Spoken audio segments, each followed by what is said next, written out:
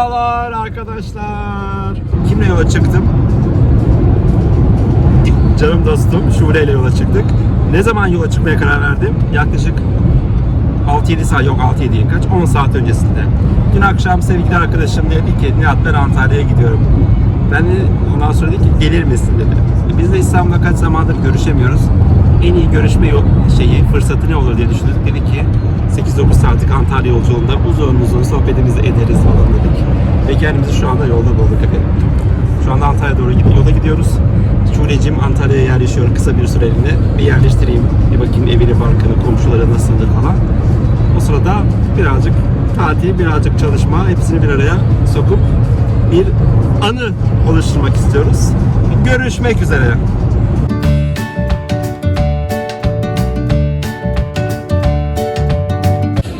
Evet efendim, yola çıktık, gidiyoruz. Şoförümüz Nebahat.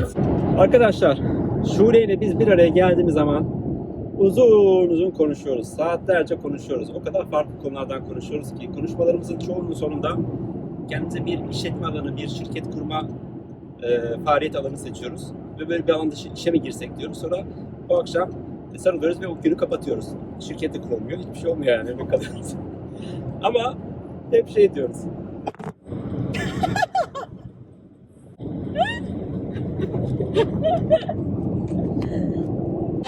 Hazır mıyız? Lafım olur, daracın olur, benim sözüm olur. Yine de böyle sordu beni, yetti canıma yeter ki anla sevdalardayım. Lafım olur, daracın Vay. Yine de böyle sor beni, yetti canıma yeter ki anla sevdalardayım. Bekler sahile benzer içimde fırtına. Yeniden de sebebi Akdeniz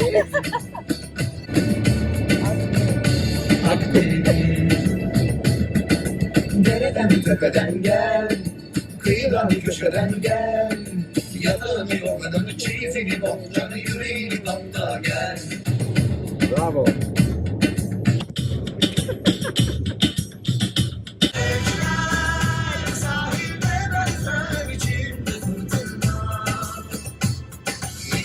Yolla. Her akşam gören yerlerde Bana niye böyle vermiyorsun? Sabahtan beri. Yürü. koyamamıştım ben ona. Hoşuma gitti mi?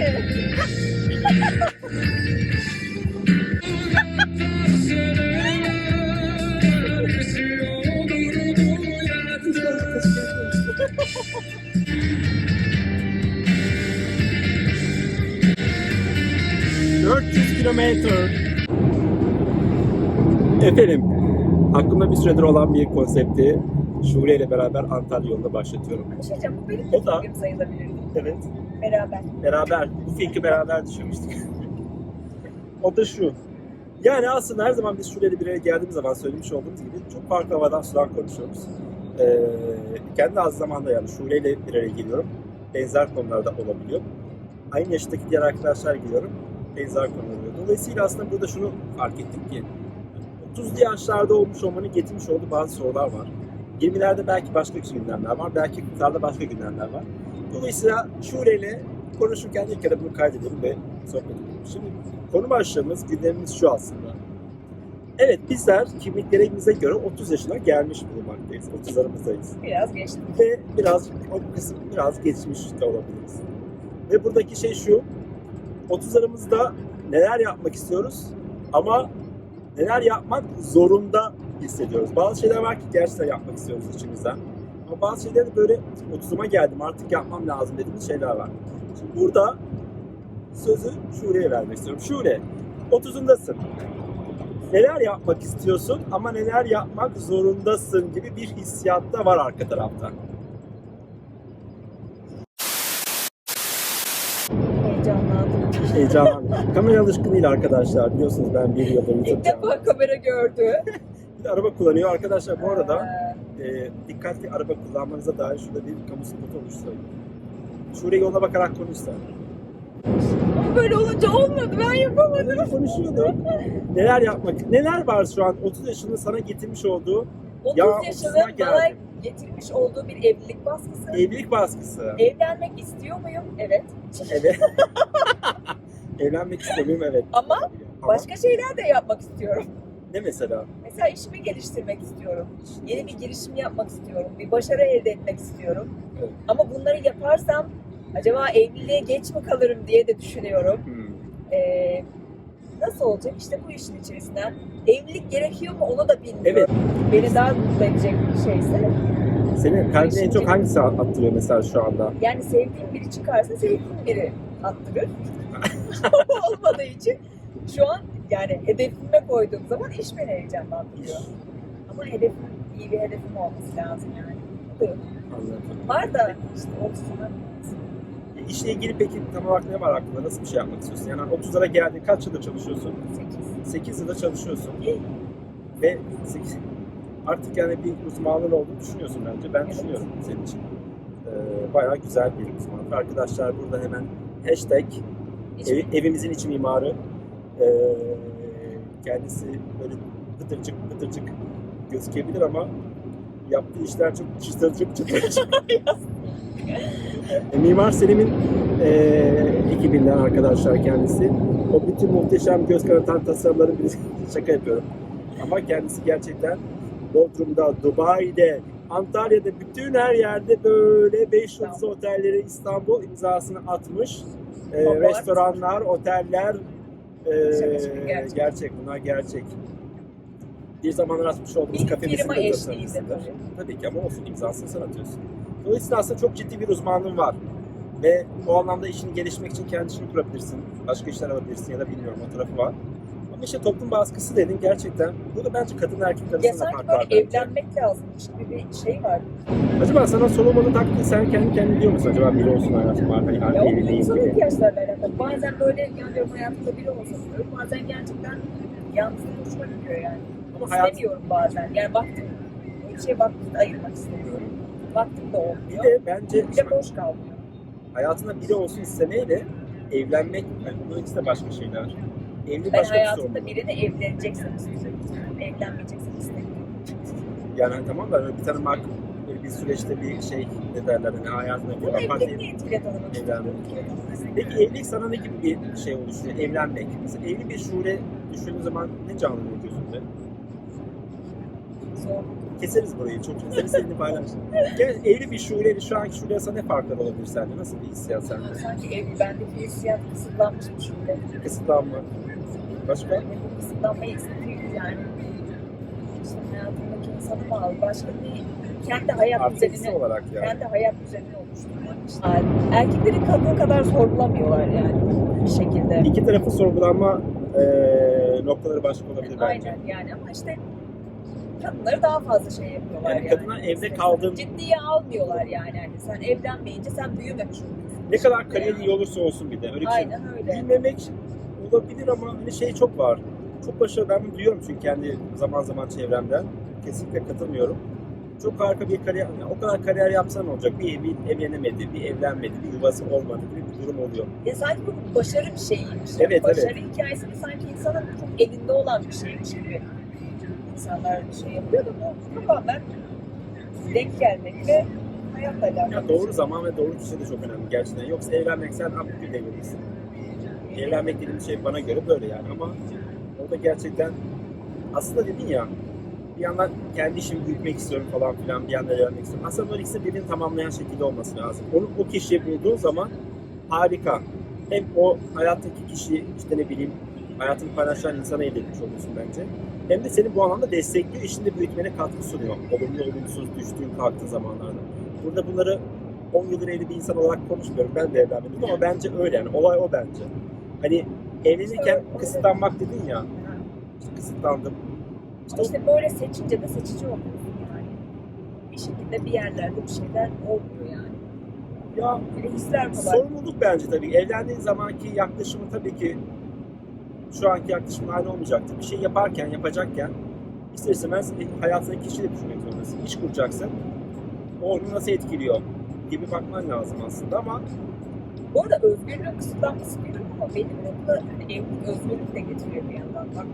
Ama şey kısmı mesela şimdi 30'umda bu da güzel bir şey aslında. Şu anda çünkü kendi arkadaş çevremde geçen yine arkadaşın düğüne gittik. Orada hemen evli olanlar. Ben burada arkadaşlar lütfen beni buradan izleyen nişanlı ve evli arkadaşlarım. Bu parmağına yüzüğü takan herkes çevresindeki herkesi evlendirmeye çalışıyor. Öyle bir şey var bende yani. Daha nişanlanmışsın, evlenmemişsin bile bir dur yani sen daha 2 gün önce taktığın yüzüğü. Artık sana da biri ya bir dur. Ama o ayrı. Onun dışında gerçekten iyi niyete tabii ki hani hepsi hayatında biri olsun istiyorlar. Konuşuyorduk işte artık evlenin diyorlar. Çünkü evlenen insan, arkadaş çevremizdeki evlenenlerin sayısı artık artmaya başladı. Bekarlar daha Siz de hazırlıklı olmaya mutsuz başladı. olun. Ama şeyi söyleyecektim.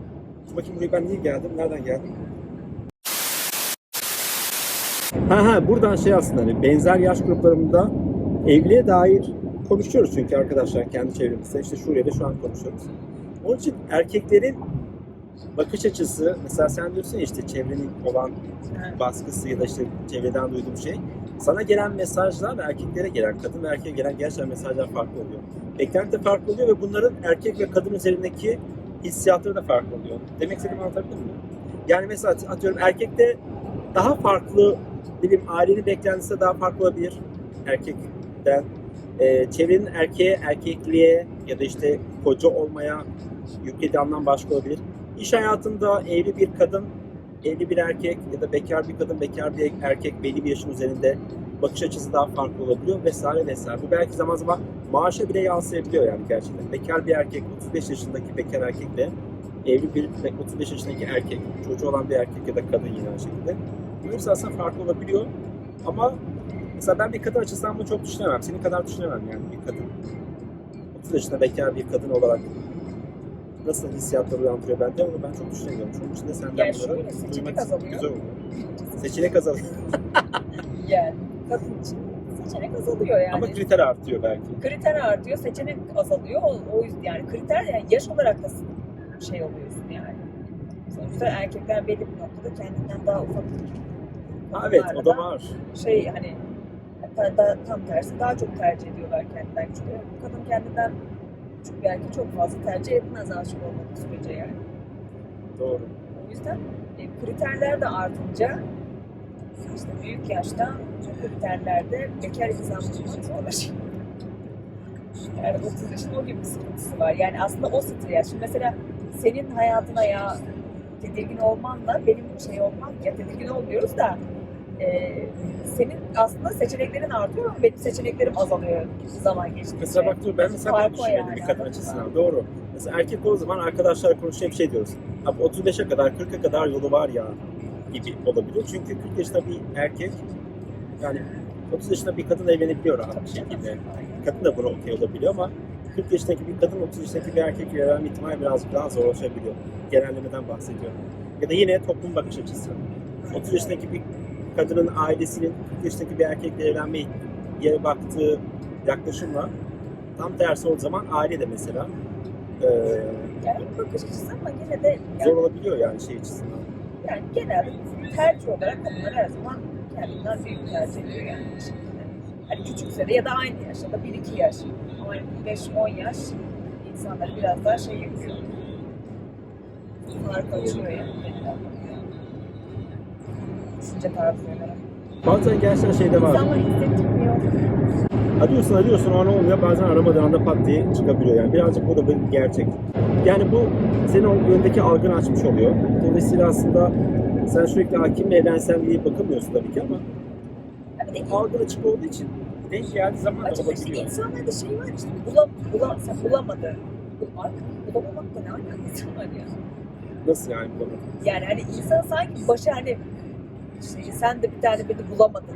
Hani sanki benim başaramadığım bir şeymiş gibi. Hani bu Aynen. bir başarı hikayesi işte. Hani sanki ben bunu başaramamışım şeyini hissettiriyorlar ya insana. Doğru. O insanı sinir ediyor yani. O zaman buradan şuraya gelelim. Bulamadım. Bulamadığımız şey ne? Ne arıyoruz? Yani şöyle şu anki süreçte aslında karşılaştığımız insanlar illaki biriyle karşılaşıyoruz. Çevremizde bir sürü aslında insan da var. Zaman zaman tavsiyeler de oluyor doğal olarak böyle çevremizden vesaire. Aslında şimdiki yaşantı içerisinde böyle erkeklerin ilişkiye bakışı, evliliğe bakışı, kadınlara bakışı, beklentilerini belki konuşabiliriz. Neyi bulamayacağız? Benzin istasyonu. Ben bir yandan aslında bakmaya çalışıyorum benzin istasyonu ama evlilik daha önemli bir konu olduğunu düşündüm. Hani benzin her zaman bulunur ama işte ama gerçekten şu anda mesela erkekleri nasıl görüyorsun? Evliliğe hazır ya da senin için evliliğe hazır bir... Senin kriterlerini sormuyorum burada ben. Yani genel olarak çevrede evli arkadaşlarımız var bir sürü. İsim vermeden lütfen bu konuda. Kamera kayıttayken isim vermiyoruz. Düşünmüyorum ama genel anlamda insanlar bir şeyleri acele ediyorlar ya da evlilikten beklentileri fazla oluyor, yüksek oluyor. Biraz da beklentiyi azaltmak lazım. Bu herkes için geçerli. Erkek ve kadın için de yani. Ya şöyle, bence beklentiler yüksek ama bir yandan da bence insanlar evliliğe hazır olmadan evleniyorlar. Bu benim kendi çevremde gördüğüm maalesef. Ya bir şeyle oturmadan evlenince bu sefer hayat mücadelesine giriyorlar direkt. Bu sefer kendilerine sarıyorlar yani. Kendi olamadan evleniyorlar. Mesela diyorsun ya, bulamadın. Buldu da ne oldu? Yani hani olay onun için aslında dediğim şey çok o değil aslında. Çünkü kendi çevremde de var arkadaşlar. Evlenmiş olan, daha sonrasında anlaşamayıp ayrılan arkadaşlarımız da var. Ya da oradaki şekilde devam ya da eden. evet mutsuz şekilde devam eden, bunu bir şekilde söyleyen arkadaşlarımız da var. Buradaki şey birazcık tabii yaşamış olduğumuz, şu anda bulmuş olduğumuz şartlar, yani ekonomik şartlar, toplumsal şartlar, dünya gündemi, Türkiye'nin gündemi, bir sürü şey var.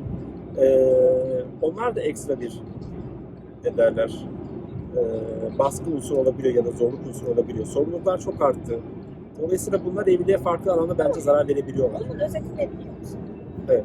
Denk gelmek yani benim de 26 yaşında gerçekten sevdiğim bir insan denk gelseydi büyük ihtimal şu anda evliydim. Yani tamamen Tabii aslında ki. bir insanların tercihlerinden de çıkıyor belli bir noktadan sonra. Denk gelmek Denk gerekiyor geldin ve yani. evlendin. İşte ondan sonra süreç Bak, başlıyor. Denk gelmemiş olması benim şansım. Anladın mı şey olarak? Hani Olumlu ya da olumsuz yani. Ben mesela kendimi ben mesela 30 yaşıma kadar evlenmemiş olmayı kendi adıma şans olarak görüyorum. Çünkü gerçekten ben hani keyifli, güzel, kendi adına işte bir yerlere gitmiş, işlerini kendince başarmış biri haline geldim. Ama sonuç olarak bu 26 yaşında olsaydı bunların hiçbirini yapamazdım. Ama o zaman denk gelseydi düzgün bir insan evlenirdim. Tamam, tabii ki zaten olay o bence. Benzin almamız lazım arkadaşlar. Ben bir benzin alayım. Bir şey eksik ama. Benzin alacağız arkadaşlar. Ben co-pilotum. Hemen co-pilot yapacağım. Küçücüğüm her şeyim, ne olursa uzaklara geçme. Sayın yolcular, şu anda yolda giden herkes için bu akşam şarkıları. Şule, Bir şarkı açacağım. kaç yıl önce hayatına girdim? 15. 15. 2007'de. Kaç oluyor? 2007. 17. 17. 2010. 2007'de liseye başlamadı. 2007 Eylül ayı. 2007 Eylül ayı, 2014 Eylül ayı, 17 yıl, 18'e doğru gidiyoruz. Çalarken seni okuyamadım diye kaldı dersi. Kaderime yok teselli. Kimi seveyim kimi bu denli. Beni kurumuş dal gibi gamzeleri. Ay ay ay yedi beni. Ömrümden deli deli. Arkadaşlar biz Şule ile lise 1'de tanıştık ve 4 yıl boyunca Mecburen. hiç sıralarımız değişmedi. Şule benim çaprazımda oturuyordu. Değişti. Evet. İlk sene öyle değil. İlk sene öyle değilmiş. Olsun. Ama Şule benim çaprazımda. Hemen arkalı önlü sıralarda oturuyorduk. O benim çaprazımda oturuyordu. Dolayısıyla hep böyle döndüğüm zaman beni görüyordu. Ve biz bu şekilde 3 yıl diyelim hadi şeye göre, Şule'ye göre 4. tamamladık. 4. Gayet güzel, evet. Ondan sonrasında ne oldu? Bitti mi dersiniz? Hayır. Üniversite beraber okuduk. Mimar Sinan Peşini Üniversitesi'nde. bırakmadım. 5 Her yıl yerde takip beraber okuduk. Tabii Çok beni güzel bir takip ettin. şekilde Önce ben okuduk. girdim. Evet, önce o girdi, sonra ben girdim. Sonra tekrar o girdi, o beni takip etti. Evet, doğru. Dolayısıyla o beni takip etmiş oldu. Ondan sonra ne oldu? Şule ile beraber belki bununla ilgili ayrı bir konuşma yapmamız lazım. Evet. Aa bak güzel. Çünkü şu insanlar bizi aşırı merak ediyor. Nasıl? Evet, nasıl girişimci olduk ama olduramadık kısmını bir video çekmemiz lazım. Biz bir girişim kurduk, onu bir sonraki videoda. De. Evet, biz Bizi merak fenomeniz. ettiğinizi benim Şey, farkındayız. onu da yayınlayabiliriz. Güzel bir girişim kurduk Şule ile beraber. O süreçte çok şeyler yaşadık. Bunu bence ayrı bir girişimcilik hikayesinde 25 yaşında iki tane taze genç genç körpe ama bir o kadar da çalışkan iki gencin çok güzel bir hayali gerçeğe dönüşüm hikayesi var. Ortak fayda. Ortak faydadan bahsetmişken o süreçteki bize katkısı var. Tüm hocalarımıza, arkadaşlarımıza ayrı ayrı teşekkür ediyoruz arkadaşlar. Bununla ilgili ayrı bir video çekeceğiz arkadaşlar. Güzel. Evet, yani aslında 17 yıldır gerçekten herhalde hiç ayrılmadık. Yani böyle bir ayrılmadık derken ara ara şöyle başka şehirde yaşadığı dönemler oldu. Benim başka yerlerde yaşadığım dönemler oldu ama her zaman beraberdik. Yani. Kar mı yağıyor? Kar yağıyor. Canlı yayında kar krizi. Arkadaşlar, Ay, ben flash ilk defa kar görüyorum. Şu anda Ben 4 yıl sonra ilk Şubat, defa kar gördüm. 4 yıl sonra mı? Her gün Ben her yıl Bodrum'daydım. Bodrum'da yaşadığı için kendisi. Telefonu çalıyor, önemli bir telefon olduğunu düşünmüyorum. 850. 4 Şubat 2025, şu anda Kütahya yolu üzerinde ilk karımızı gördük arkadaşlar. Oha 0.5 derece değil mi? Oha demeyelim de, yok artık diyelim. 0.5 Ya kar yağıyor. derece. Hani şöyle sen beni Antalya'ya Kar lastiğim yok. sıcağa götürecektin. Bayağı kar yağıyor. Arkadaşlar lapa lap hemen gösteriyorum. Beni de çek. Kar ve ben. Kar ve... Kar ve Karlar Kraliçesi. Beyazlar içerisinde. Wow, Şule çok ağır. Wow. Bir şoför Nebahat, iki Şule. İnanamıyorum teyze. Bu ne ya? Beyazlar içerisinde. Bu bizim minibüs mü? Olabilir mi acaba? Arkadaşlar her zaman yolda kendinize yol arkadaşı bulursunuz böyle diğer arabalar. Az önce Şule alkışlar yapıyordu kendi kendine. Ve yan arabadaki böyle gençler Şule'yi görüp gülmeye başladılar. Şimdi onlarla beraber gidiyoruz. Resmen kar, kış, kıyamet. O zaman Evet. Aa.